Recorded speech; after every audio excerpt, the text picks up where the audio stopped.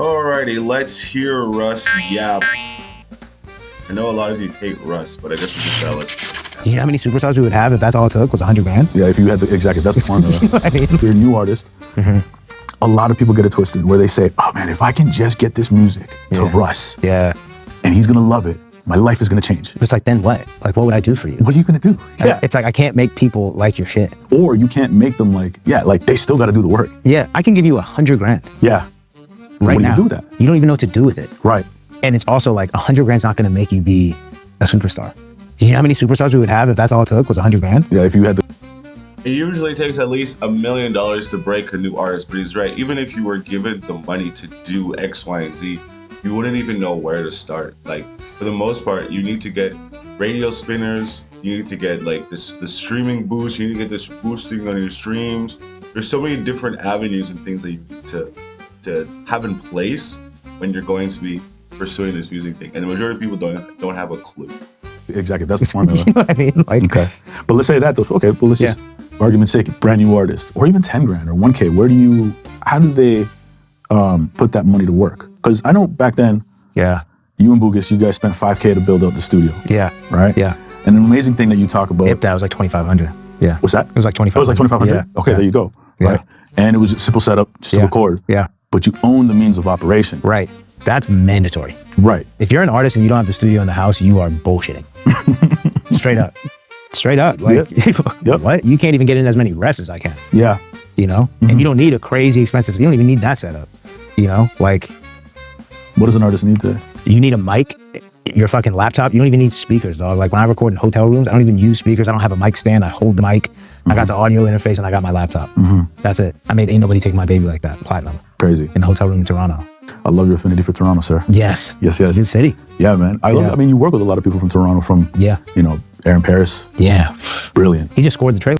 I think the funny thing is, like, what he's saying actually makes sense because I actually do not like recording in modern studios. I always have to have my little setup at home, but especially when I'm traveling, I just have, like I said, just the laptop, the headphones, just the audio interface, you know, and it's just, and the microphone. It's a very simple setup that whenever you're traveling, wherever you're going, you at least have the equipment necessary to just at least get the vocals down in, you know what I mean? And that's what's so important because a lot of y'all think that you need X, Y, and Z, you need all these things to really make things happen. And it's like, that's not true at all, dude. That's a farce. You've been lied to. And the idea that you think that giving your music to a well-known artist is they're going to be the reason why you blow up is not the case. There's so many cases where, especially artists, they make terrible label heads, right? You have Kanye that was too busy to deal with Kid Cudi, too busy to deal with Big Sean.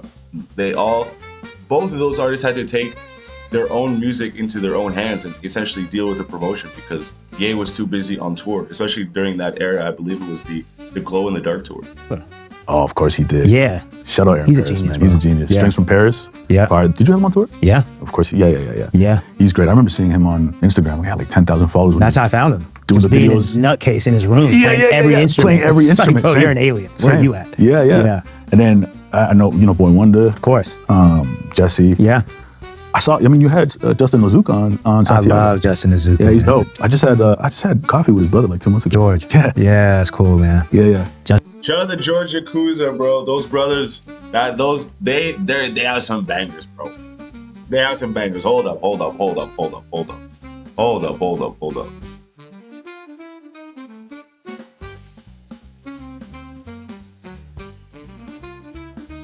I think it's obviously I spelt it wrong. I butchered it.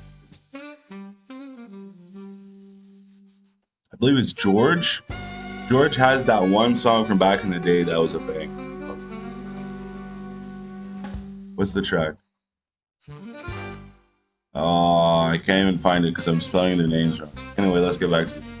Justin's crazy talented. But yeah, bro, it's like you got to have the studio in the house at least. You got to have some setup. They can be janky, but you got to be able to get the reps in. Yeah. You know? Yeah.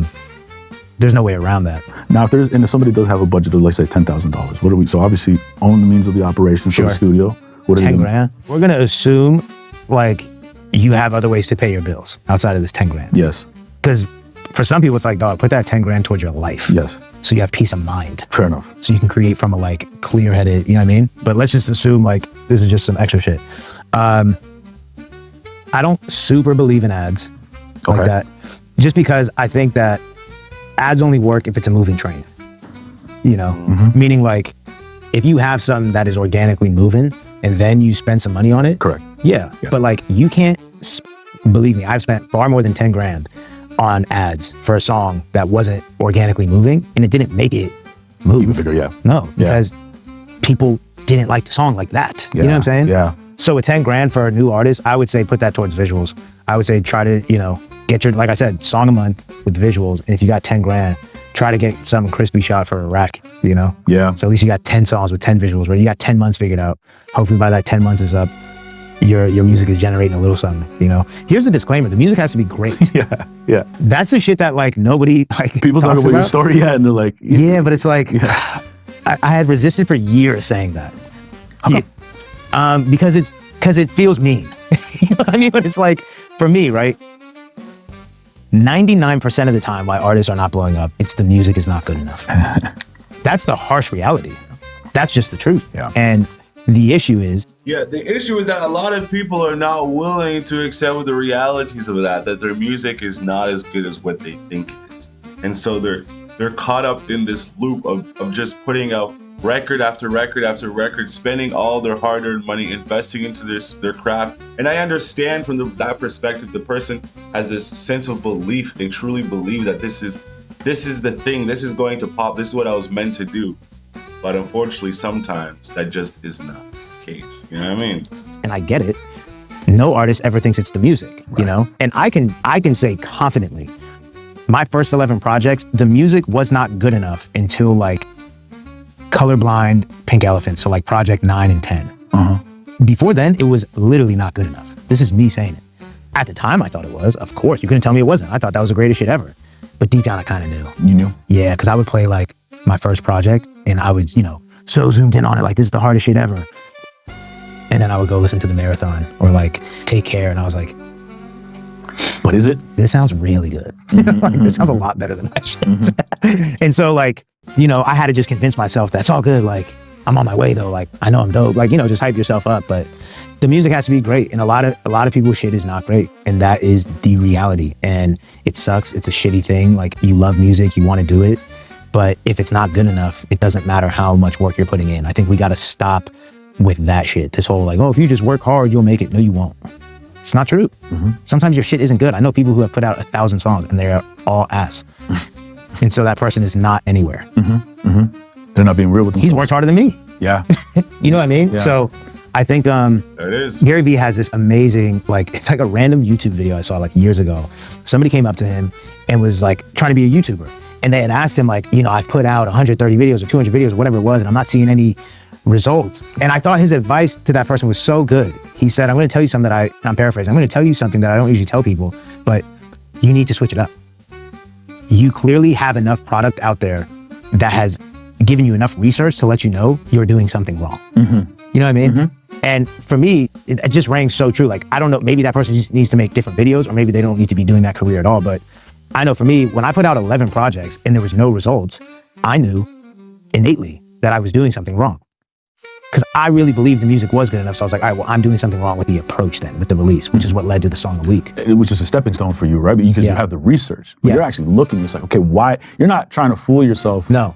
But Right, but that's why you always need a large sample size. Whether you're doing any sort of research, you need a feedback loop, right? So after putting out X amount of videos or X amount of songs, you can clearly see and state and be like, okay, well, the methodology that I'm using and the approach that I'm going with isn't working. So clearly there needs to be something else that I need to be doing that I'm not currently doing. So having that in mind and being able to see your work and look at it objectively without just trying to be so focused and narrow-minded to be like, oh no, my stuff is so good, my stuff is so amazing. You're accepting that you can start from a point of, I put out everything, but nothing has happened. So then what can we do from this point now to kind of say, what direction should we take? Should we keep on going, or should we leave this stone and continue somewhere else? You know what I mean? It's always a matter of looking at things from a perspective of, yeah, you want to make things happen, but sometimes not every lane is for every single person.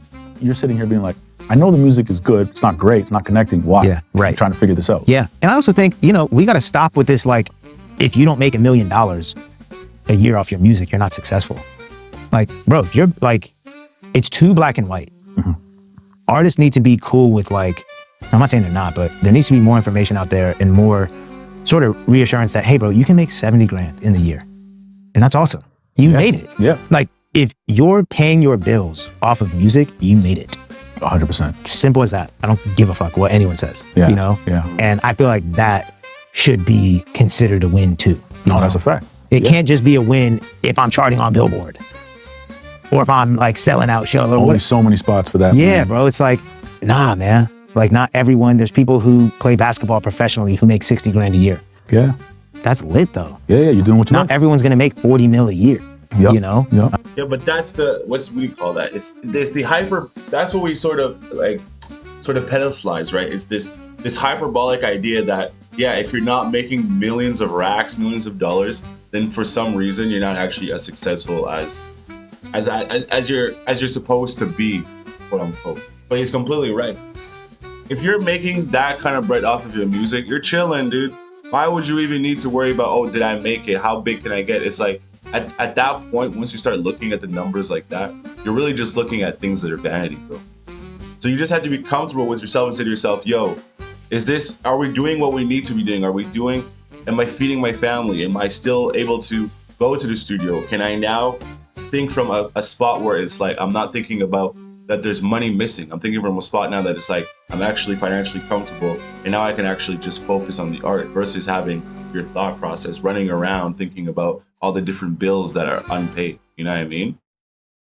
And I know for me, like, when I was coming up, like, I was not ever going for that. I'm like, nah, I need to make fucking, you know, because I had big dreams and big goals. But as I've gotten older, I just realized that, like, bro, it's not going to pan out like this for everyone. Right. But you can't feel like a loser and a failure if, like, yeah, I mean, I pay my bills off of music, but like, I've never charted on Billboard and so like, yeah, I'm just a failure. You know, it's like, you gotta change your metric of what success is. Mm-hmm. You know, like, you get to wake up and make songs and put them out, and you don't have to go get a job. Like, that's a win. And honestly, even if you're not able to pay your bills off of music, but you have a situation where you're able to express yourself freely, you know, like, maybe that's a win for you too. Yeah. You know, it can't just be this like really toxic culture of like, you don't have $1 million, you're a fucking loser. It's like, oh God, leave, man. Yeah, the material side of it. It's brutal. Yeah. But you used to have that conversation with yourself, right? What? Whereas, like, if I don't have the Hot 100, if I don't have the money. Man. So you're coming from experience. Yeah, because I know what it's like to sort of, like I was talking about earlier, making a goal out of your enemy. Yeah. And desperately needing external validation to the point that all this shit that I've accomplished doesn't mean anything because of the one thing I haven't accomplished. You know, well, I've never had a Billboard #1 song. So really, how sick is this? You know, like, right. It's like, bro, that's like ridiculous. Or I don't have a Grammy, never even been nominated. So like, I don't know, I just kind of feel like a loser. Like, you know, it just makes you overlook all the things you've done. It's like, that shit is just it's a recipe for depression, man. Right, especially when a lot of that stuff charting on #1 billboards or even getting a Grammy, there's so much politics behind all of that stuff. So to say that Russ isn't successful because he doesn't have that it's really a battle with himself, bro. That's really what that is. And most people have that battle anyway, regardless if it's music, regardless if it's, I don't know, fashion, whatever medium or industry they're in, there's always that internal battle of what I'm doing right now is good, but I haven't gotten the gold pot at the end of the rainbow. So because I haven't gotten the gold pot at the end of the rainbow, I can't allow myself to celebrate and say that I've made it or I'm winning.